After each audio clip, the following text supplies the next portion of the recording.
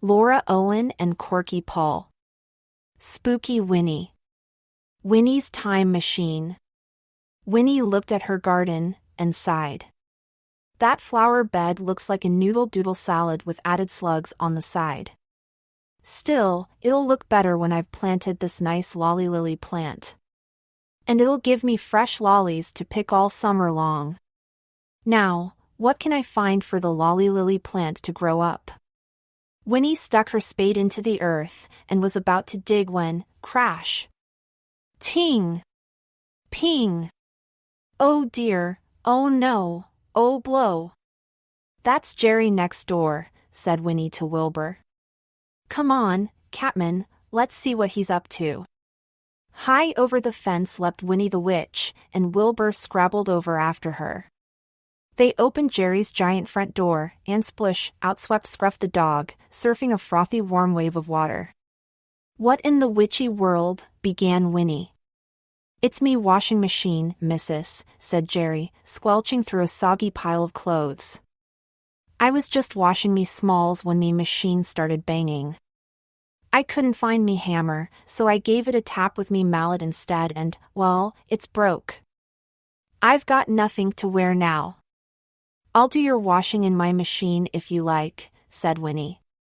Wilbur put his head in his paws, but, oh, thanks, missus, said Jerry.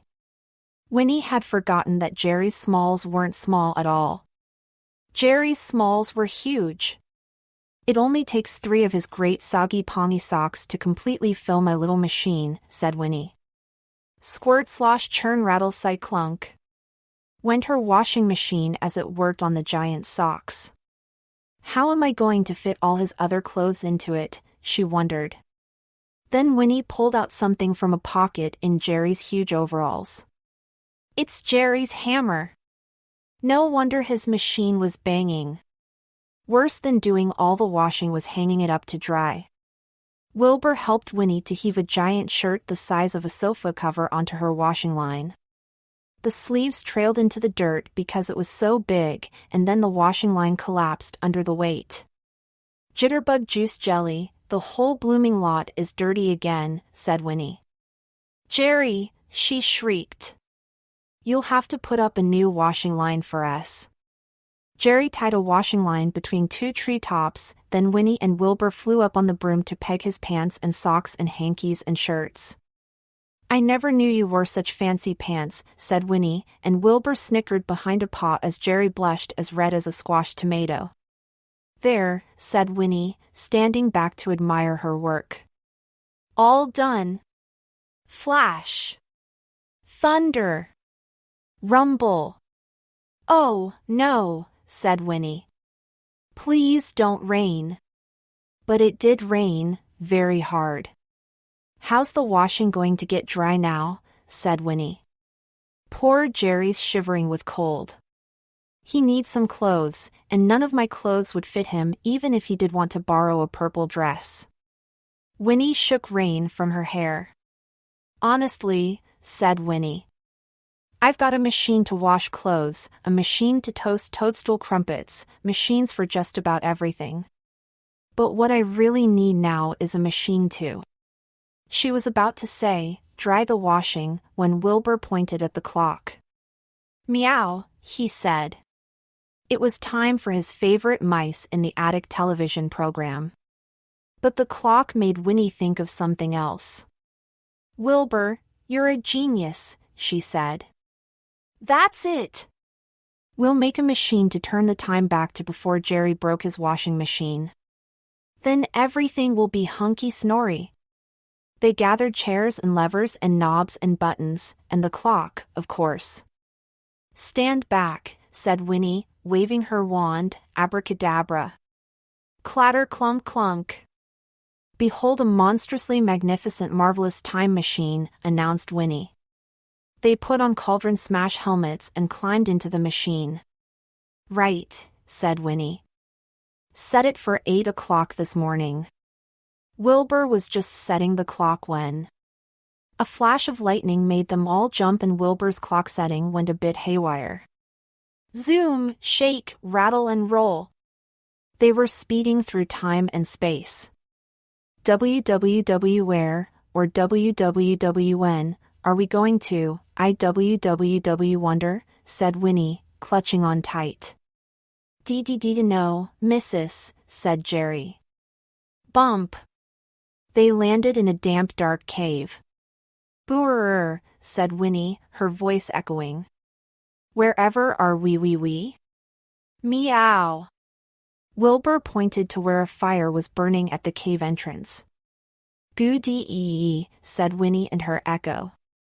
There must be somebody here. But they couldn't see anybody. Just a drawing on the cave wall. Whoever lives here has a cat, said Winnie. And a dog. So they must be ever so friendly. They's got giant animals, said Jerry, picking up some huge bones. Gulp. Went Wilbur, pointing a claw at something, or somebody, in the cave opening. I think it might be time to go, missus, said Jerry because the person at the cave entrance didn't look ever so friendly after all. She was holding a spear. Ogle bog flog, shouted the cave woman, just as the ground started to shake and a huge hairy mammoth went running by with a whole lot of men and funny-looking cats chasing after it. Time to go home, and quick, said Winnie. Hold tight. Winnie waved her wand, abracadabra. Whirl swirl twirl clatter. They landed back in Winnie's kitchen with the rain still splattering the windows. Safe and sound, said Winnie. But what was all that clattering? It was them bones, said Jerry.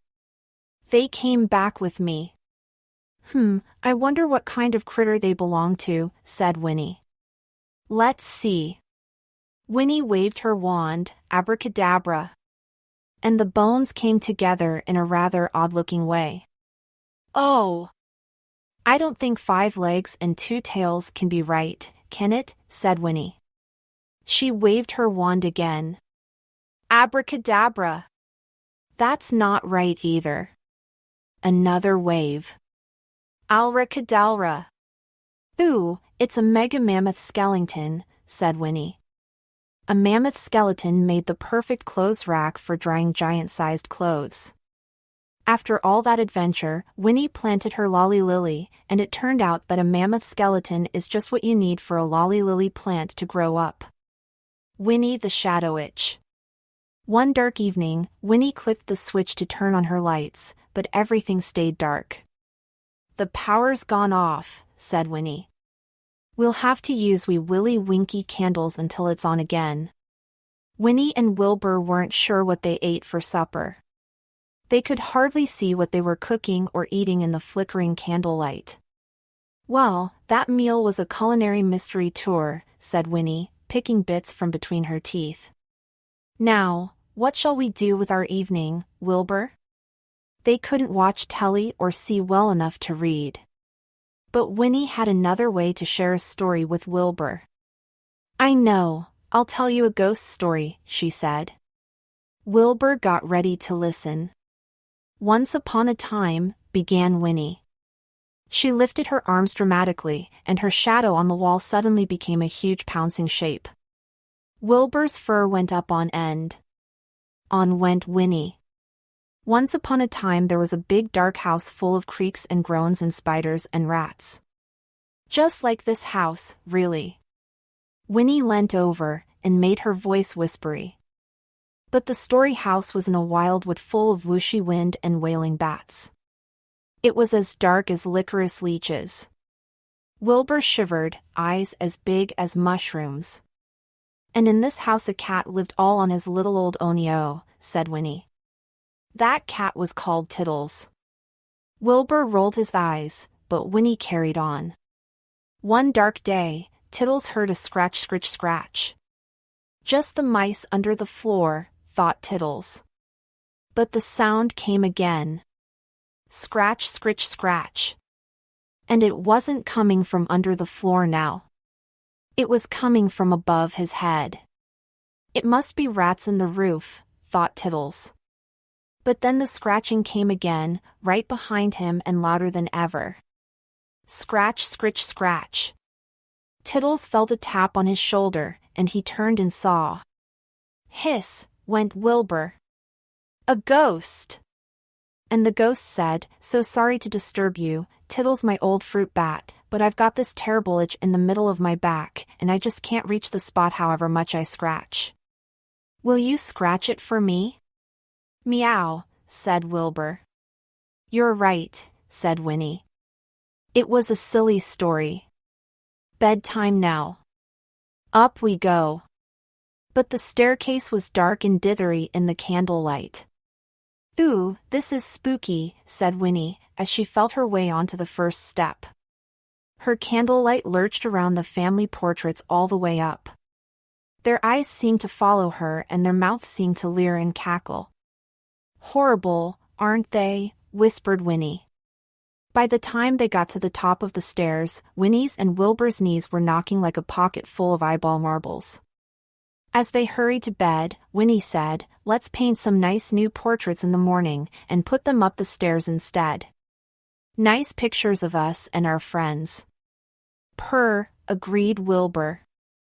So, next morning, Winnie got out paints and paper and easels and overalls, and she took them all outside into the sunshine.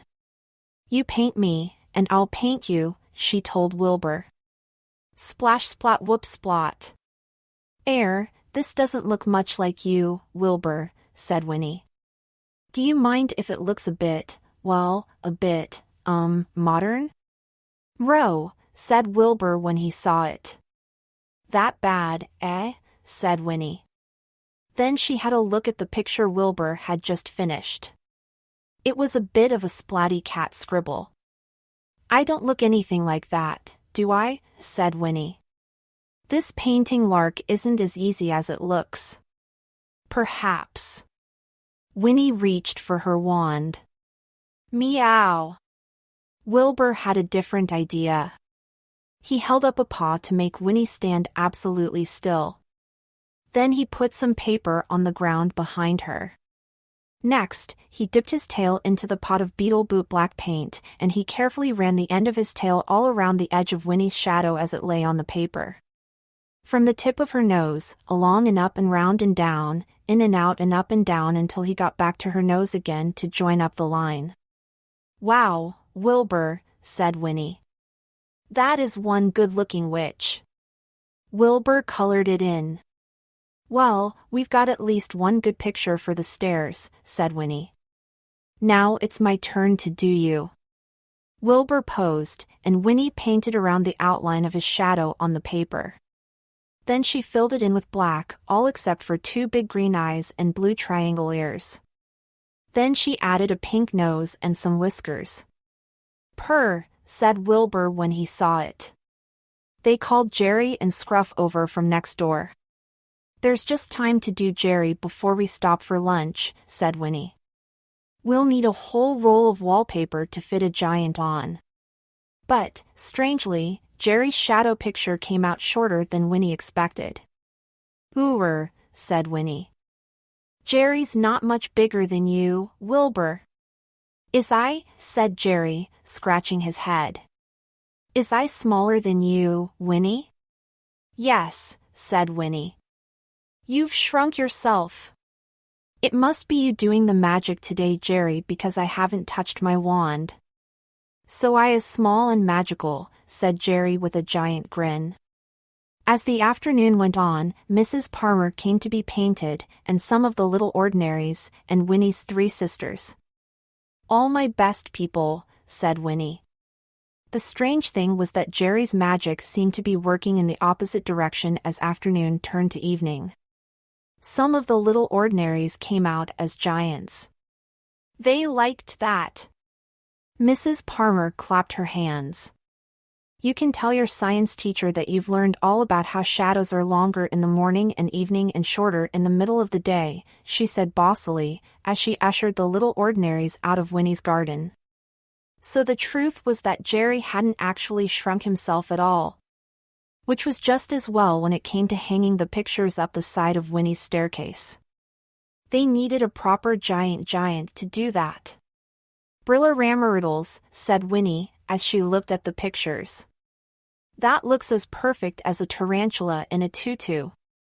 I shall smile when I go up the stairs now, even if the blooming power goes off again and we need to use wobbly candlelight.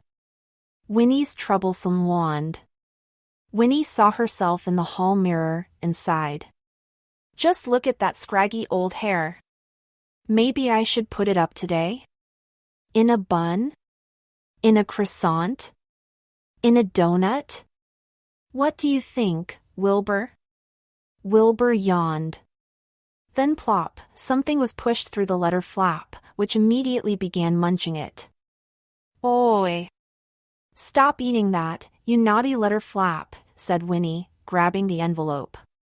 She pulled out a card with Fancy Nancy Twiddly Twirly writing on it. A witchagram, said Winnie. The card whiffled with nasty smells and seemed to bubble in her hand. Luckily for Winnie, who wasn't at all good at reading, witchagrams always read themselves out loud in witchy voices. Winnie the Witch, you are invited to come to the annual Witches Spelling Competition. Held at Scratchy Bottom Hall this Friday 13th RSVP meow, asked Wilbur, pointing at the RSVP. That means reply soon, to be very polite, explained Winnie.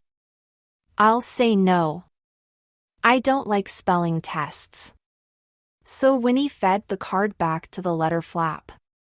Then she felt in her cardigan pocket for her wand to send her reply witchagram. But her wand wasn't there.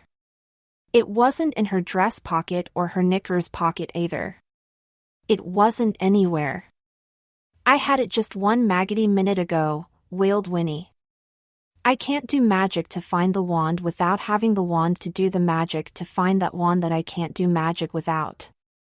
Ooh, my head hurts. Meow, suggested Wilbur, pointing a paw above his head. Of course, said Winnie. Great Aunt Winifred's wand will be in her trunk in the attic. I'll use that one.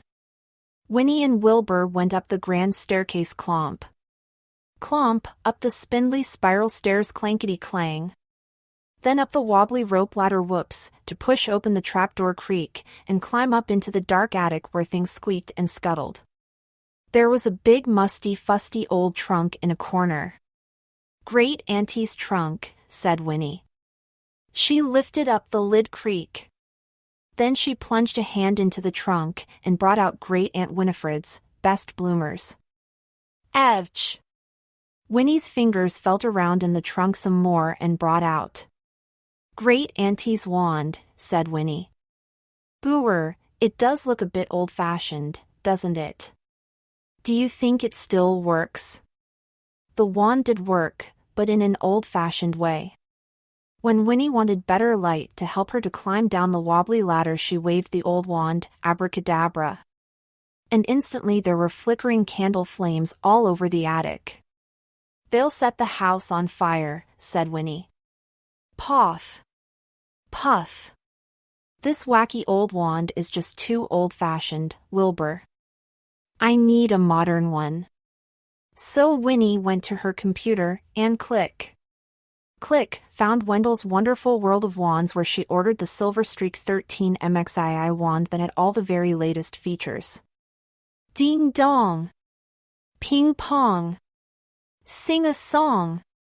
That's the doorbell, said Winnie, hurrying downstairs. Which mail is super fast? She opened the door.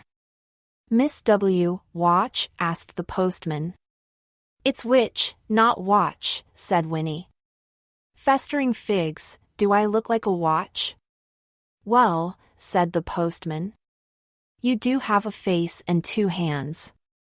Ha. Ha. Do you want to be turned into a frog postman? Said Winnie. Said the postman. No, Mississippi, silly of me to say that. Could you please sign here, miss whatever your name is? Wow, said Winnie as she drew the slender silver sparkling wand from the package. Look at all those buttons flashing, Wilbur. The first button Winnie tried made the wand invisible. Where's it gone? Said Winnie. But then the wand let her know exactly where it was by poking her bottom. It reappeared and made Winnie jump because it spoke. What magic shall we perform, mistress? Ooh, said Winnie, licking her lips. I would like a big squidgy chocolate puffball filled with onion cream and sprinkled with sugared ants. She waved the wand. Abracadabra! But plunk, it wasn't a chocolate puffball that instantly arrived. That would not have been wise, explained the silver wand. I have replaced your order with a healthier option. I hope that you find it acceptable. A carrot! I'm not a rotten rabbit, you know, said Winnie. Humph! I'm going to magic my lovely old scruffy wand back. She waved the silver wand. Abracadabra! But the new wand knew better about that wish too. Oh no, mistress, it hissed. No, no, no. You mustn't replace me.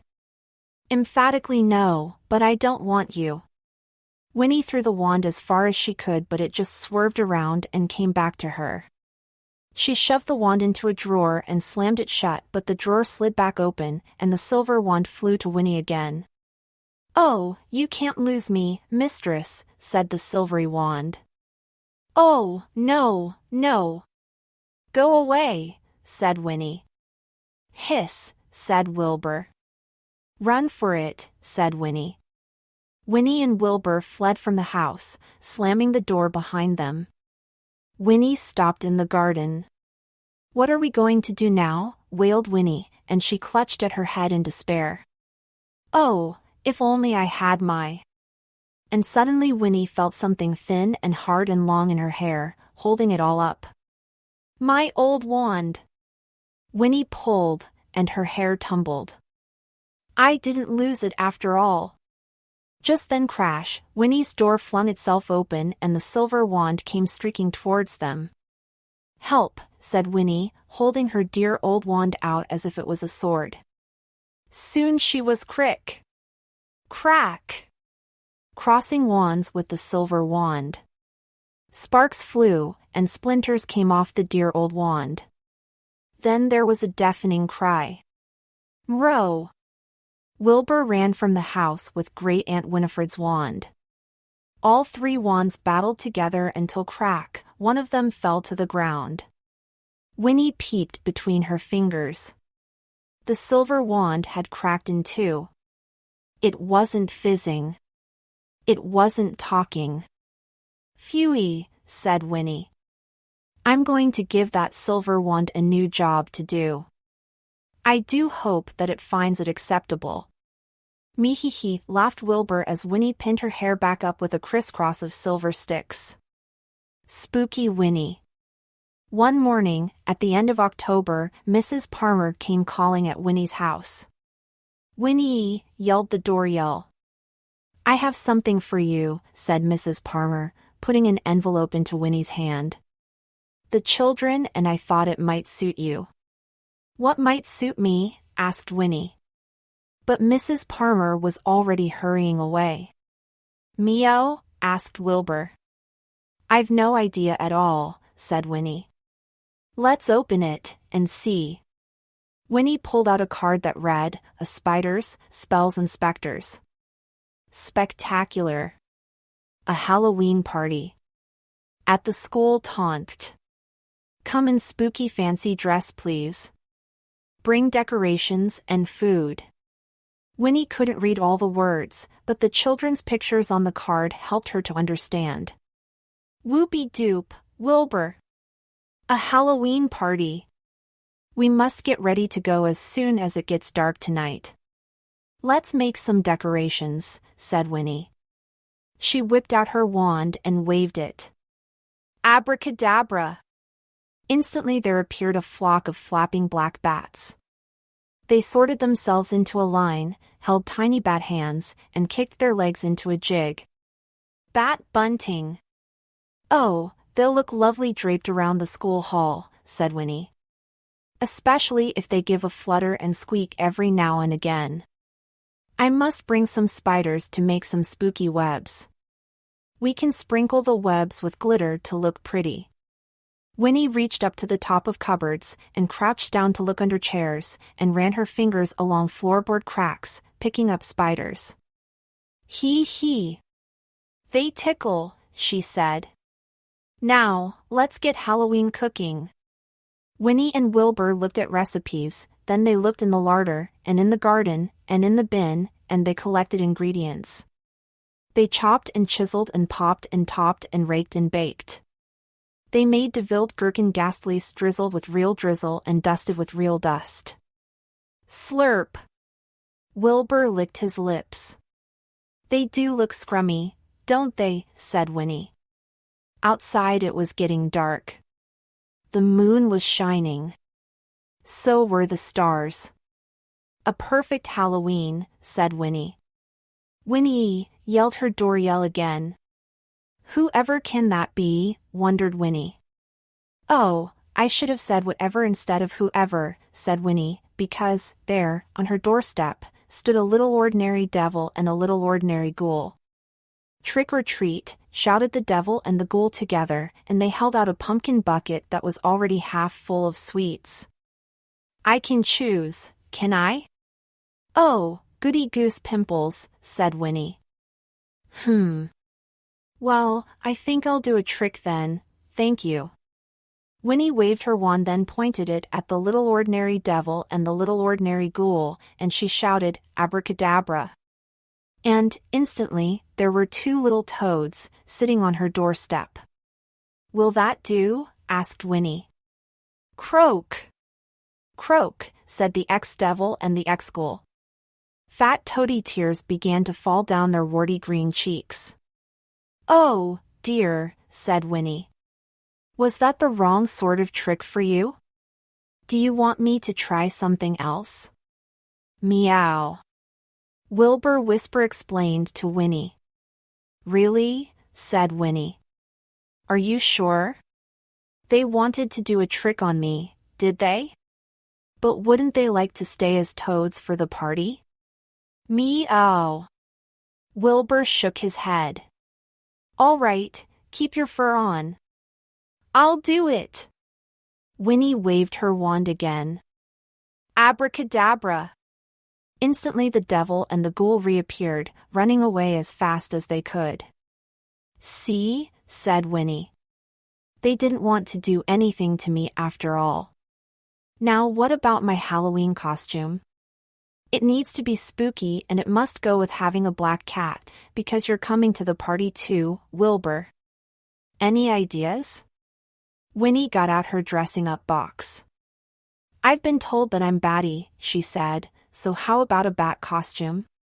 The bat suit was far too small and far too tight. I'm squeezed as tight as toothpaste in a tube. This is no blooming good. So Winnie and Wilbur threw on a couple of sheets and tried being ghosts. Trip bang! I can't see where I'm going, said Winnie, and I can't see to take food from a plate. Being a ghost is no good at all. They threw off their sheets. Oh, if only there was something spooky that really suited a lady and a black cat.